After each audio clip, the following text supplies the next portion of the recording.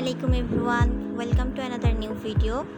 আজকে আমি আপনাদের সঙ্গে শেয়ার করব সবচেয়ে সহজ পদ্ধতিতে শুটকি মাছ ভর্তার রেসিপি। শুরুতে আমি এখানে একটা কড়াই গরম করে নিয়েছি আর এখন এর মধ্যে দিয়ে দিলাম পরিমাণ মতো সরষের তেল।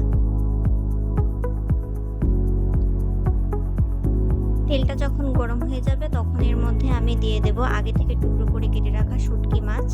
আর মাছটাকে আমি গরম পানির মধ্যে 10 মিনিটের জন্য ভিজিয়ে রেখেছিলাম। মাছটা আমার ভাজা হয়ে গেছে, আমি এটাকে চুলা থেকে নামিয়ে নিয়েছি।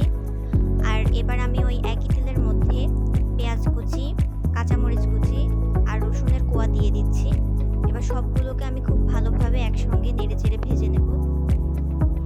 এই পর্যায়ে আমি এর মধ্যে দিয়ে দিচ্ছি স্বাদমতো লবণ, দিয়ে খুব ভালোভাবে নেড়েচেড়ে আমি এটাকে আরও 10 মিনিটের মতো ভেজে নেব। পেঁয়াজ আর রসুনটা যখন এরকম বাদামি কালার ধারণ করবে তখন বুঝতে হবে যে আমাদের পেঁয়াজ রসুন ভাজা হয়ে গেছে। আর এই পর্যায়ে আমি এটাকে চুলা থেকে নামিয়ে নিচ্ছি।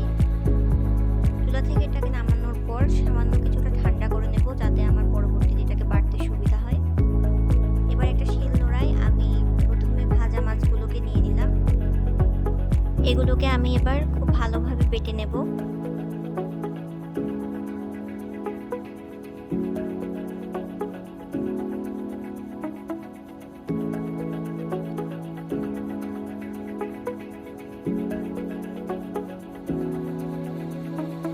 মাছগুলোকে আমি দুইবার খুব ভালোভাবে বেটে মিহি করে নিয়েছি।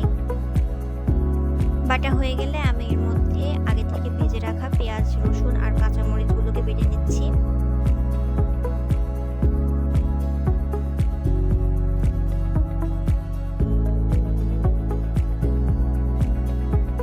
চেষ্টা করবেন মাছের থেকে অবশ্যই পেঁয়াজ আর রসুনের পরিমাণটা একটু বেশি নিতে, এতে করে যারা শুটকি মাছ খেতে পারে না তাদেরও এটা ভালো লাগবে। অর্থাৎ আপনি নিজের পছন্দ অনুযায়ী এখানে সবগুলো উপকরণের পরিমাণ বাড়িয়ে বা কমিয়ে নিতে পারেন।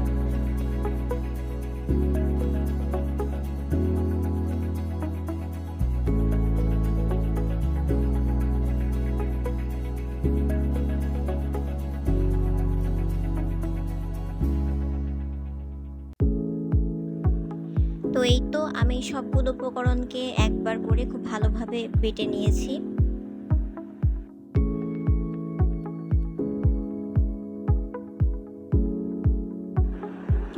এবার আমি সবগুলো উপকরণকে একসঙ্গে খুব ভালোভাবে হাত দিয়ে মিশিয়ে নিচ্ছি।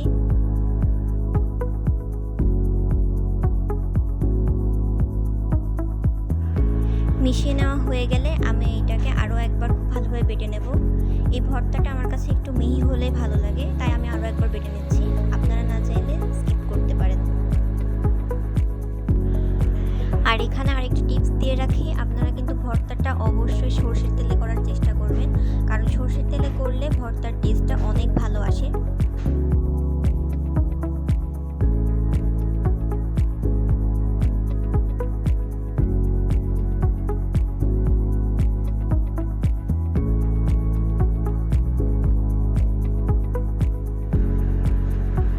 তো এই তো আমার ভর্তা একদম রেডি হয়ে গেছে।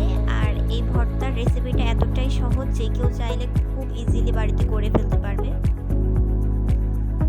এখন আমি ভর্তাটাকে একটা প্লেটে তুলে নিচ্ছি। আশা করি আজকের ভিডিওটি আপনাদের জন্য অনেক হেল্পফুল ছিল। দেখা হচ্ছে পরবর্তী কোনো ভিডিওতে, ততক্ষণের জন্য আল্লাহ।